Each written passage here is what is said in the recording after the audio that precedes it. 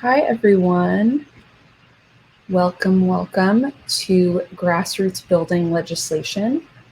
My name is Annie Flom. I'm going to be the moderator for this session.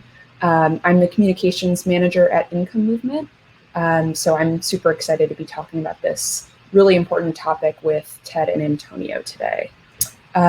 So before we start, I'm just going to give a brief overview on Crowdcast, how to use this platform. Some of you may be familiar, some might not. It's a really great broadcasting platform, and there is a chat box on the right side if you want to say hello, have any kind of side conversations with other attendees while the panelists are speaking. And if you'd like to ask a question, there's an ask a question function on the bottom panel of the screen. And that's a great way to ask a question as well. That'll also be easier for me to just see actually what questions are coming up. And there's also a way to vote on questions if there's a particular something that comes up that you think is really important that we want to prioritize. So that's a brief little rundown on Crowdcast. And yeah, I think that's all I need to cover in terms of housekeeping. So with no further ado, I'm just going to introduce these speakers today. So Ted Blazak is the owner and CEO of I&R CMS and has been managing political campaigns for the past 31 years and brings unparalleled skills and leadership to any petition drive or other field programs, particularly for ballot measures. So welcome, Ted. Thank you for being here. And our other speaker is Antonio Gisbert. He's a former scientist and union organizer / representative, now working on economic justice through direct democracy. And Antonio is the chief petitioner of the Oregon People's Rebate, Oregon People's Rebate, a statewide ballot initiative qualifying for the November 2022 election. This initiative will rebate every Oregonian, regardless of age, income, or status, about $750 each year. And the rebate is funded by increasing the minimum corporate tax for big corporations. The Oregon People's Rebate will be the largest universal income program in the United States since the Alaska Permanent Fund dividend. So very excited to hear about that as well. All right, so with no further ado, I'm going to hand it over to Antonio to present about the Oregon People's Rebate. Thank you, Annie, so much. And happy Juneteenth, everyone. Before all else, I wanted to express gratitude. Thank you all for being here. Thank you for NABIG for making their platform available to us. And thank you to all the people who have helped the Oregon People's Rebate be what it is. I know that some of you here today have already directly contributed to our success, and I want to say thank you. And I hope that if you're new to the Oregon People's Rebate, you will join us because it is through our collective action that we will prevail. So thank you once again. What is the Oregon People's Rebate? To answer that question, allow me to please ask a different question, which is, could you use $750?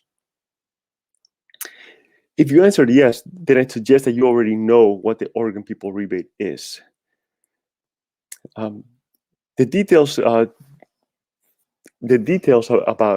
the campaign and the legislation that we're proposing echo a lot of the themes that I've been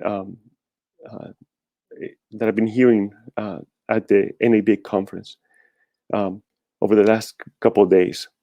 So, as Annie mentioned, the Oregon People's Rebate is a ballot initiative that will rebate every Oregonian about $750 every year. So that is income, but it is not really basic, but it is definitely universal. So it's not basic because you cannot live on $750 per year, and we understand that, but that's just where our math comes out to be.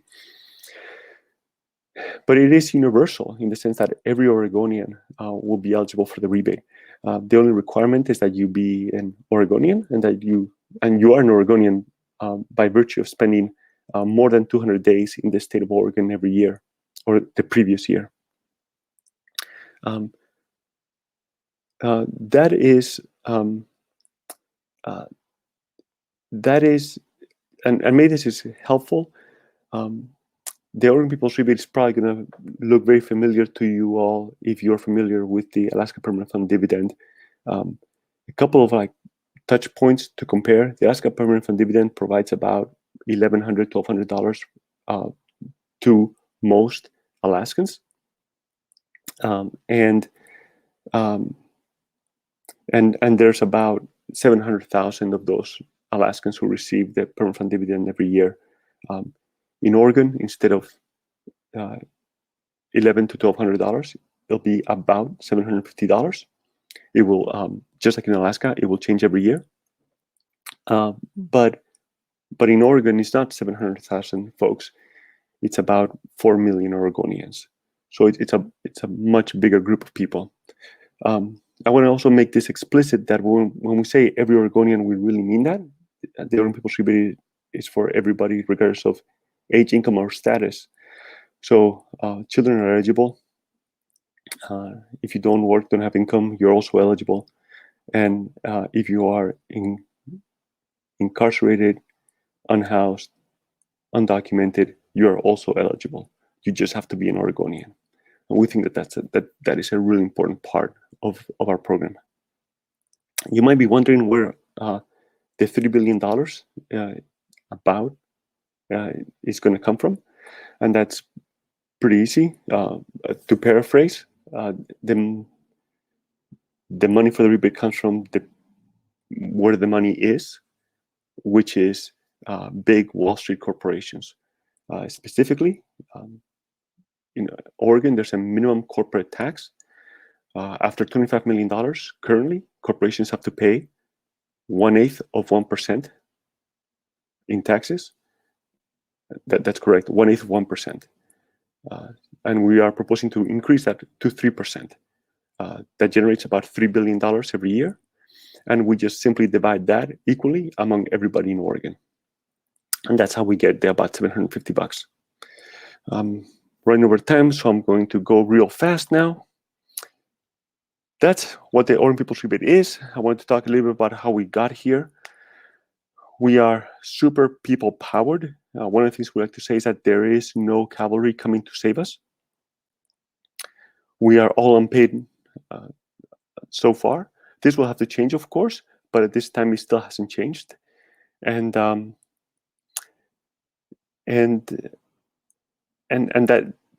that is, it's a beautiful experience, and it's a beautiful community. I had an anecdote, but in the interest of time, I'm going to skip over it. We are centered on people, and as I was thinking about how to talk about that, it dawned upon me that actually the word "people" is in the center of our title, so the Oregon People's Rebate. So that's kind of like a funny coincidence, I guess. It's a cliche, but we did start in a bar. Then we moved to other venues like coffee shops and various community spaces in and around our community. The core group of folks who initially started collaborating and drafting the actual legislation that we're proposing is super diverse, and I wish that they were all here, but we're scattered all over the place. This like dozen folks in the core, we're represent a multiracial, multi-ethnic community and a broad, diverse lived experience. Diverse in terms of age, military experience, formal education, and even housing status. I don't want to tokenize, but for example, in the last meeting where we set the new minimum tax level at 3%, 1/3 of the participants in that meeting were actively experiencing some sort of houselessness at the moment, and so that's a beautiful thing that we were able to that the coalition the coalition of folks working to make this happen were so diverse. It's obviously, if you've ever done this kind of organizing, it's obviously a lot more challenging to organize with people who don't have reliable access to electricity to charge their phones or computers. But we feel that it is extremely important, and it has been a super worthwhile experience to be what we call people powered. That is how we got here. Let's talk really quickly about how we're going to make the Oregon People's Rebate happen. So we are a ballot initiative. We're trying to qualify for the November 2022 election. What that means is that when we, Ted will obviously talk a lot more about this in a second. But let me just preface by saying that the process is basically we now have to get about 130,000 signatures. And then in November 2022, at the general election, our win number is 1.1 million votes. That is a political process, but importantly, we see ourselves as non-political. Our issue is not one of right versus left, but of the very top and everybody else. And importantly, when we're talking about the ballot initiative better, it is when we do not talk about politics, right? That initial question of could you use $750 is one that is it's not a political question, it's an economic question. And sure, you can say that economics is politics, but then everything is politics in a way, right? We want to be, our goal is to meet people where they are and to present to present an idea for making our lives collectively a little bit better and making it easier to make ends meet. We are pretty hardcore about not being nonpartisan. Another thing about the campaign is that we are a statewide ballot initiative campaign, and we take that seriously. And so we are committed to making sure that everybody in Oregon has an equal opportunity to participate in the process. Oregon is a little bit like Illinois, for example, where you have a really large city, Portland in Oregon, Chicago in Illinois, that has a lot of weight in state politics. And so we are, in fact, we are not from Portland, and so we are sort of from rural Oregon, even though that's a weird thing to say. There's different gradations in rural. I live in a city, but 5-minute walk from my house there are cows, and that's not really rural in my mind. It might be in the mind of someone from Portland, for example. But anyway, so it's really important to be inclusive, and in terms of geographic extent of the state, and that poses interesting challenges in terms of organizing. There's a lot of driving before the pandemic, of course, and a lot of running a really broad campaign. So I think that in the interest of time, I'll pass it over to Ted now to talk about how we can make the Oregon People's Rebate happen, how we can put about $750 every year in people's pockets. Thank you so much. All right. Thank you so much, Antonio. That was really great and really amazing to hear about, the challenges of building such a diverse coalition, but the fact that you guys are prioritizing it and making sure that everyone's being represented is amazing. So thank you so much for that. All right, so now I'm going to bring Ted up so we can hear about the ballot initiatives process. All right.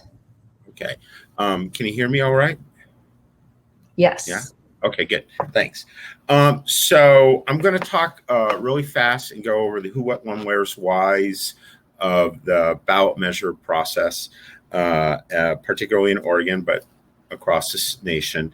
And first, let me give you a little quick summary of myself. I'm very excited to be working on this project because I grew up in poverty. My family, we lived in public housing. Well, my mom and my sister and I, and we had food stamps, and this was in the early 70s. And, so I can really relate to marginal existence living. And that's where this makes a real difference. One of the ballot measures that I did in Oregon raised the minimum wage and linked it to an inflation index. And when you raise that floor, you raise that ceiling as well and everyone's quality of life.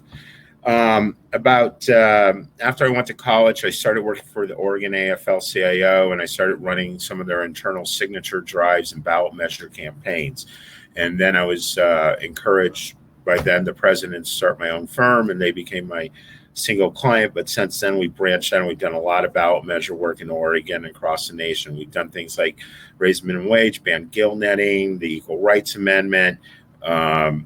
This year in Oregon, some of our other clients, besides the Oregon People's Rebate, are Sex Workers' Rights Coalition. We're trying to decriminalize and destigmatize sex work, some of our most marginal workers, gig workers in Oregon. We're also banning dog racing, campaign finance reforms, some anti-gerrymandering work.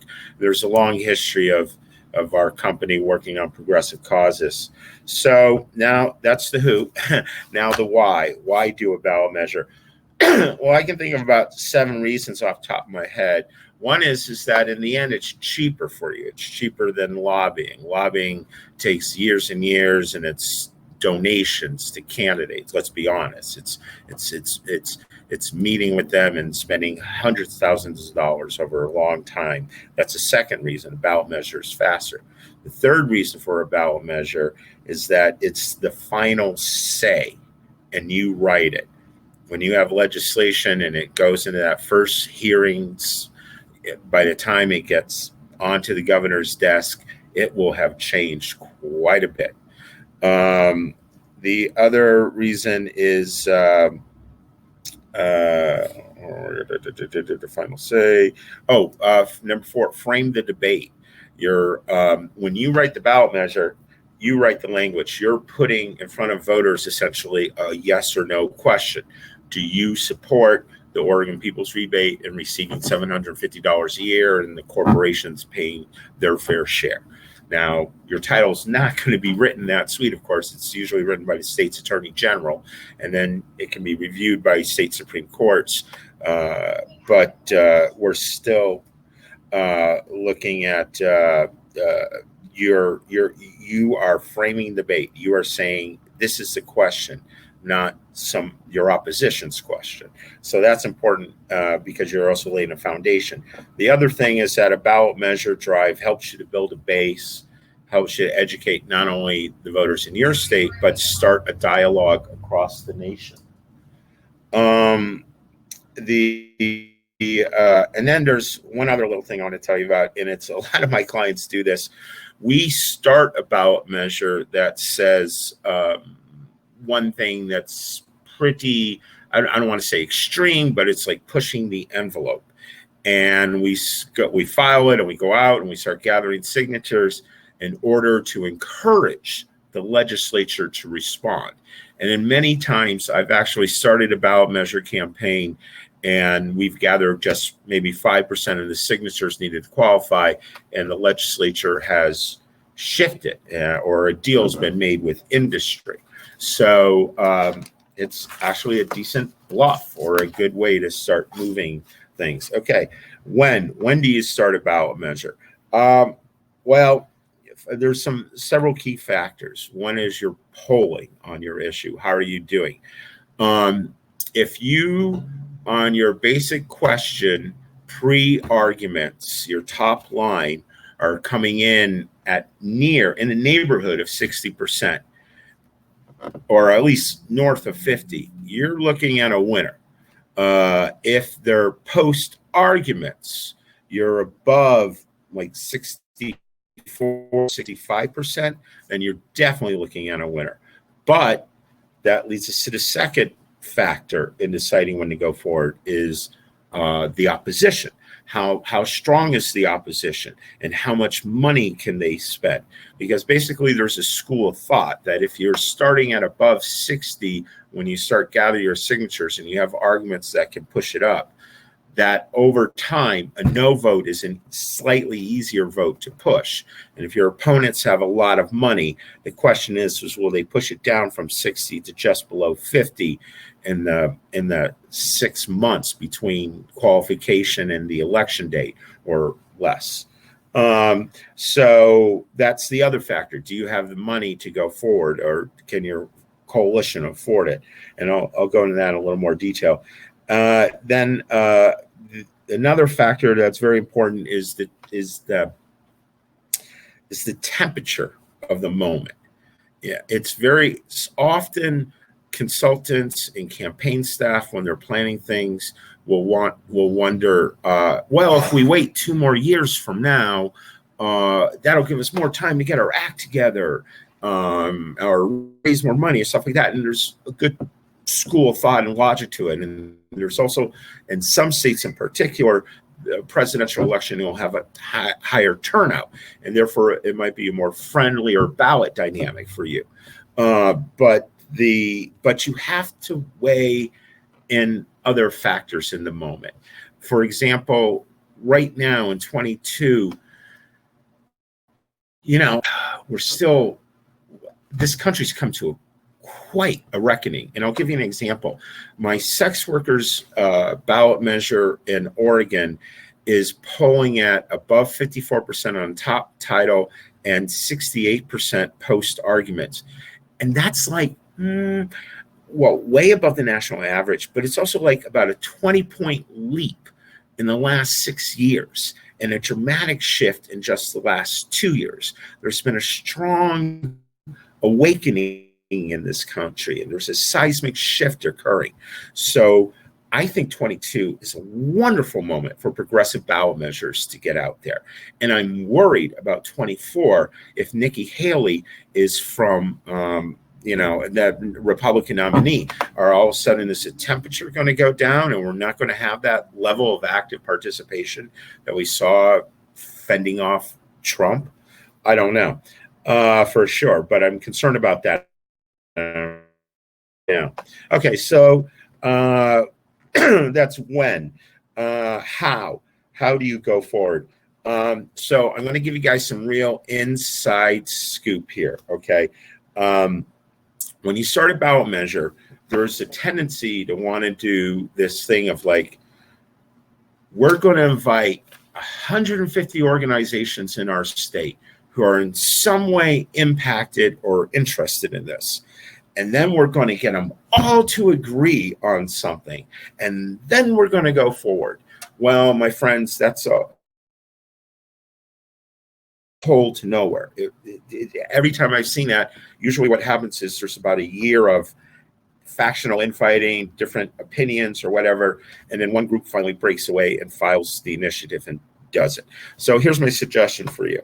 One of the most beautiful things about a ballot measure is it opens the democratic process, and anybody can file a ballot measure, and as long as they're a registered voter in that state. I suggest that when you're considering a ballot measure, first you think about your idea, and then you go to the core, the most impacted organizations or populations and communities in your state, and you talk with them, and you do your initial research. And after you establish your core, then you essentially announce, we have a committee, we're exploring this, and if you want to come and sit at the table, we encourage you, but this is the direction we're going in. Start with the train essentially leaving the station, and then see who gets on board, rather than trying to get all the passengers on first. I know it seems almost anti-democratic, but it is the only effective way to really do it. And I've just lived this for 20 years of doing ballot measures. So that's been my experience. So step 1, get your idea. Step 2, get your course. Step 3, do your research. Step 4, write your language or a template of your language. And step 4, this is what you should do in most states, is you go to the legislature and you find a legislator and you ask them to sponsor a bill that essentially is your plan, your goal. And what will happen is, in many cases, is you might not even get a hearing, or you'll hearing and you get a few co-sponsors. But if the people are always ahead of the legislature, and we're always pushing the legislature, and especially when it's a new idea. So, for example, the sex workers again in Oregon, very new. We got a sponsor, we got 2 co-sponsors.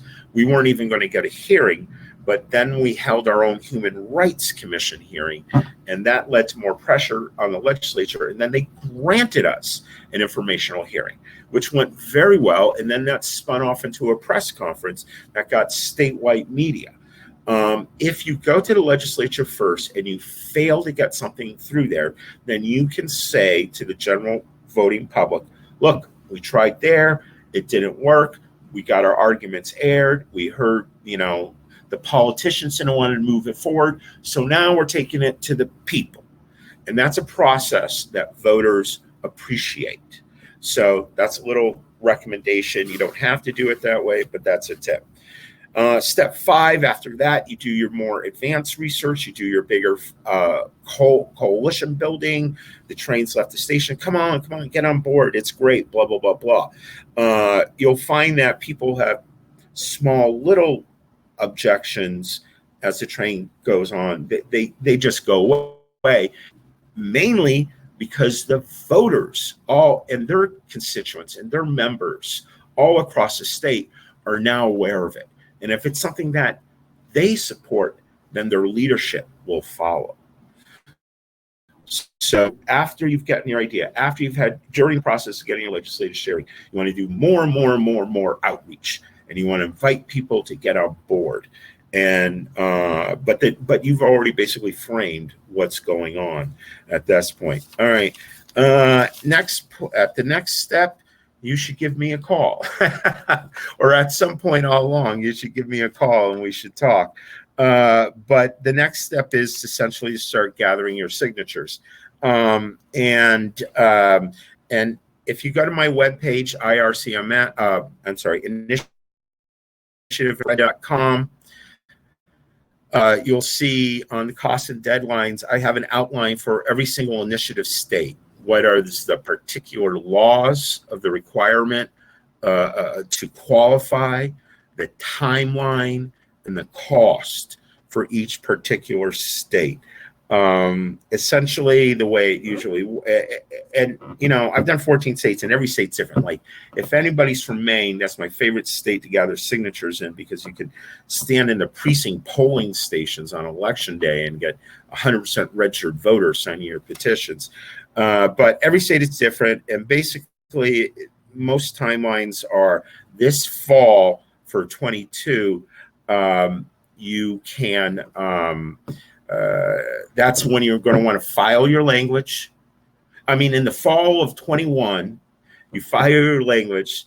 So in the spring of 22, you gather your signatures, you turn them in the summer, and then in the fall, you have your election in 22. And that's more or less the rhythm for every state. Cost, and then I'll end there. Every state is different. Your medium states like Oregon, Missouri, Arkansas, to do an entire ballot measure from A to Z, gathering your signatures, your legal, your basic campaign, and some decent, some media, paid media. You're looking at around $2 million. Small can actually do it for $1 million. I could do Maine for $1 million. Michigan and Ohio, your mid states, A to Z, and is about 5 to 7 million. Florida and California, you're looking at least 10. And then if you have strong opposition where you have to do real paid media to get your arguments, it's whatever you got, that's on top of this. But if you have something, these are good, conservative, healthy budgets for a typical ballot measure campaign. And then there's other topics we can talk about, and I'll take any sort of questions. How do you utilize your volunteers so that you don't have to use paid signature gathering so much? How to use a petition drive to identify voters, build your base, and why go door to door versus sidewalk gathering, developing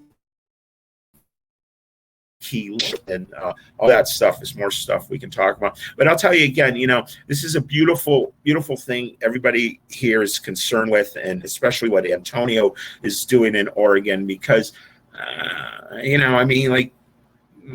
if we can make people's lives better on the bottom, then we're doing good things. So let's do good things. And that's all I got to say. Thank you very much. Thank you so much, Ted. Really appreciate that. Yeah, amazing that you have a step-by-step process that people can rewatch, because there's a lot there and it's a really interesting process. All right, great. I think we might have lost Ted's video. I don't know if I'm the only one seeing that. I see.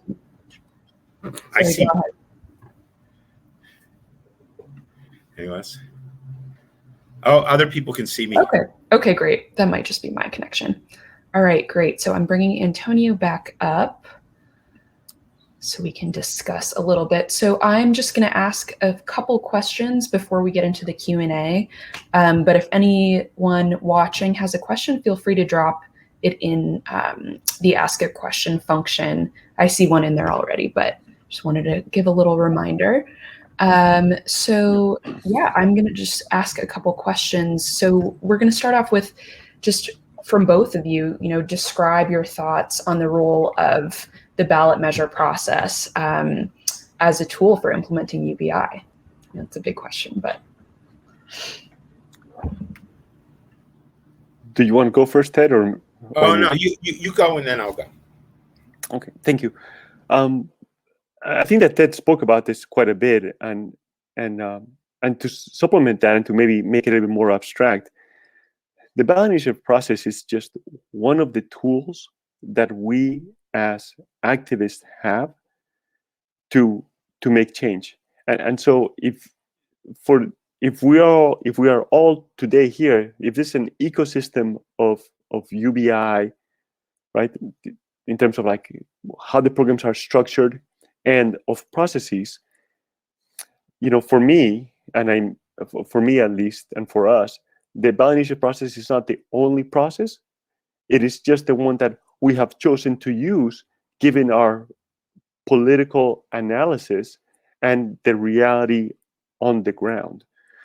Ted spoke about this very, very eloquently, but I know that there are other people who are trying to push UBI legislation at the federal level, and that's great.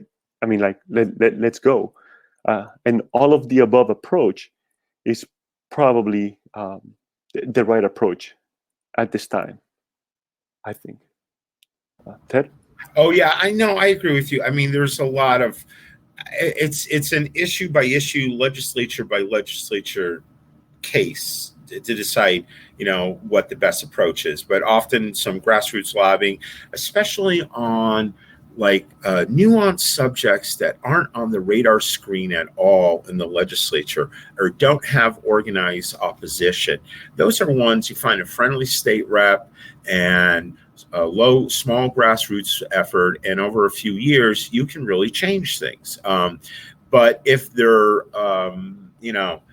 if there's something that like corporations aren't going to want to pay more taxes, and they have you got to remember, a lot of people, a lot of interests, especially corporate and business and professional interests, have long-standing relationships in legislatures where they invest year after year after year after year. And if you show up as just a do-gooder with 5 good neighbors, and you, even though you're absolutely right and just and pure, so sometimes you have to go to the ballot measure. But if you can do it through the legislature, and that's why I always say the process should involve going through the legislature first, so at least you visualize you've made that attempt. Yeah, absolutely. And I think something that jumped out to me when you were speaking, Ted, is the ability of a ballot measure to frame the question in a way that's appealing to people in your state. So as opposed to saying, do you think we should raise taxes to give people free money? You can say, do you want $750 a year? Do you think corporations should pay their fair share in taxes? So I think that's another really great point that you brought up. And I should add on to that, in most states, there's something called ballot title shopping, where you essentially, like in Oregon, you have to gather 1,000 signatures on the title to begin the process. So we might gather signatures on 3 or 4 slightly different versions of the People's Rebate to see then what the Attorney General gives us as a capture before we would take a caption before we would take it to the voters. In every state, pretty much, well, not every, but a lot of states have that ability. And so the word choice that goes in front of voters is particularly important. So, and after you have your ballot title, you definitely want to have the funds to test that in polling specifically. Yeah, definitely. Language is so important, especially for basic income related stuff. As we know, I'm, as a person in communications related to UBI, framing is a big thing in this country. So yeah, thank you for that. So I'm just going to go on to the next question. What are some practical considerations of ballot initiative campaigns, like campaign design and the relative cost or efficiency of driving change through the ballot initiative process? Wow. That's a big, see everything I said before. That's a big question. So I'm not sure. Let's narrow it down. Efficiencies. I'll tell you, throwing a ballot measure campaign is a lot like throwing the High School Musical. Okay. And you got everyone doing their separate scenes, and you got to get the scenery, and you bring it all together and you put on the show. And that's what a good campaign is. And every one of them is a little different. And it always depends upon the actors in the stage. But it's an excellent tool. Just because of the very process of having the petition sheets and what we do this thing where throughout the campaign, we have 5 offices in the state, and every one of those offices has 2 or 3 volunteer meetups every week. And the volunteers go out with the staffer, because the first signature you gather is always the hardest. So you do some role plays in the office, and then you go out to the farmer's market, and then you come back and you have pizza and you break and you resume. But then those volunteers all leave with a volunteer kit that then they take to their friends and their neighbors, and they go door to door in their neighborhoods, and they gather twice as many signatures that way. But when you have person-to-person connection like that, you're really building up a base. And in Oregon, it's 110,000. Well, in the end, we'll gather like 160,000 signatures, but that will be 10% of the electorate on your turnout, or perhaps even 15%. And so you're building a volunteer base, as well as actually identifying voters for your get out the vote effort. Thank you. If I can add it, when you say the word efficiency, I immediately thought of like just the power and the speed. So the Oregon People's Rebate, or let's put it differently. The Oregon People's Rebate will be voted on in November 2022. The first checks will go out in February 2024. So what other process do we have that is that fast for such a big change? To me that's impressive, and that gives me hope, and it gives me it pushes me forward. Yeah, that's great. It is comparatively quite fast compared to how our Congress works. So that's a really great point. All right, great. In the interest of time, I'm going to move over to some audience questions. So the first question we got was from Chelsea, and she asked, is there such thing as a federal level ballot initiative? No, there's not. But the Gravel Institute, one of their platform things is to do that. I'm not sure how realistic it is, but yeah, sorry.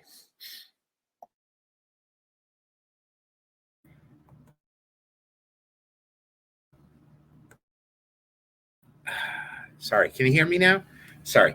Actually, what you all should know is that there's been a tremendous trend over the last 6, 7, 8 years, especially in red states where the legislature is deep in control, to take the power away from a ballot measure and make it much more difficult. And what they're doing is they're requiring, like Idaho has increased the required amount of signatures, and they have to be from 3/4 of the counties rather than half of the counties. And basically, legislatures themselves across the nation are doing what they can to limit the ballot measure process, except in states where they wouldn't dare do it because it's enormously popular. That's basically the West Coast and Colorado and such.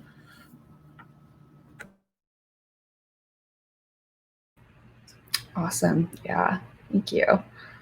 And got one more question from the audience from Chance. And they ask, is there any long-term potential to raise the income guarantee raised by the People's Rebate to a basic income on your definition of basic? Yeah, that's a great question, Chance. Thank you. Back in the day when we were mostly meeting at bars, we pulled out a napkin and we did some math. So big corporations don't, and also the wealthy don't pay barely any taxes today. Importantly to note that corporations have a lot more money than your average millionaire or billionaire, which is kind of weird. But if corporations, so currently the minimum tax for these large corporations is less than 1/8 of 1% in Oregon. We're proposing to raise it to 3%, and then all the new revenue just gets divided equally among everybody in Oregon. If we raise it, if instead of 3%, if we raise the minimum corporate tax to what corporations paid in the 60s, then the rebate would be about $40,000 per person. So if you had a family of 3, right, it'd be $120,000. Yeah, but that's that. I'm not sure that we're there yet. Hopefully one day. That'd be pretty nice. All right, awesome. So it looks like we're coming up to the end of our time, unless oh wait, I see another question popped up from Keith. So let's try to get to that before we close out. So Keith said, curious if you've noticed any effective strategies for getting initial buy-in at the start of these efforts from potential volunteers, from potential partner organizations, legislators that may be willing to demonstrate political courage and do something because it's right and not necessarily popular. And what can folks do if the temperature is cool in their communities to create a spark for this?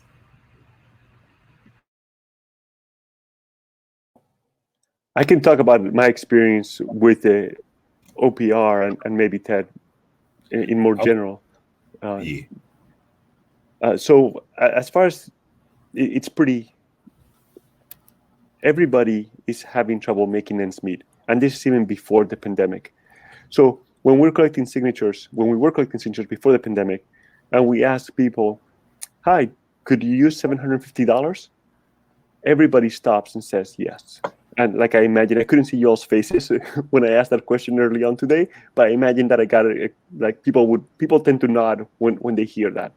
So in a way, it's sort of like, if the issue is right, in the sense of like, if we are working towards increased justice, in this case economic justice, we don't really have to sell it, right? I mean, it's like it sells itself because of the situation that we inhabit.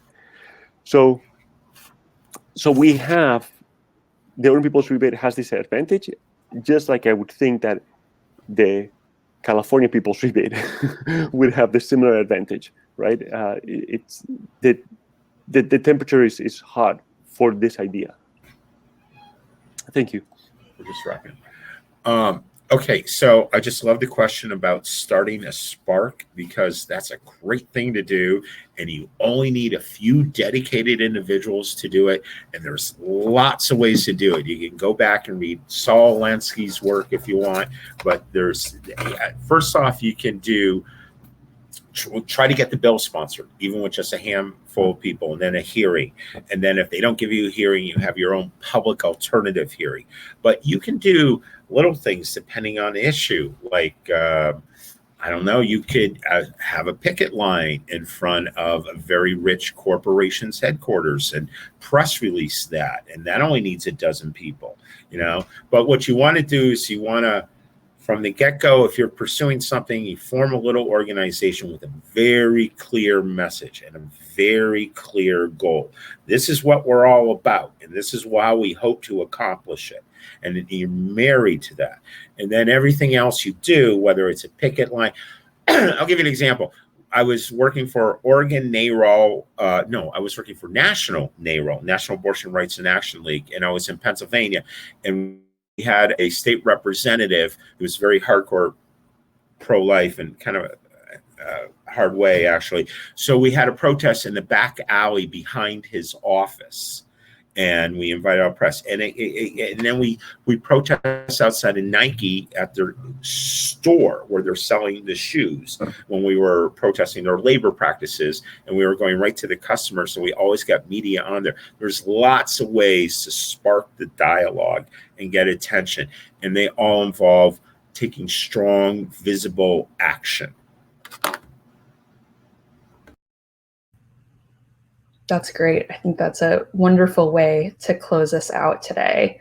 I hope people are getting excited to put some ballot measures forward now for basic income. So thank you both so much. This was really fantastic. Really appreciate you both being here today. Thank you, Annie, and thank you all the participants. Thank you. All right, awesome. Thank you. So if you all want to continue this conversation, you can head over to the Kumo space. I'll drop the link in the chat right here. You can continue talking ballot measures with everyone.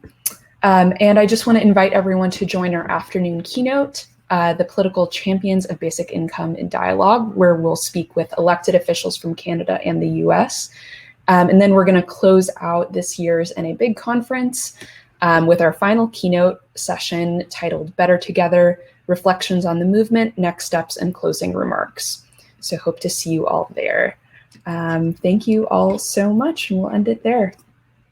Thanks, Antonio. Have a great afternoon, everyone.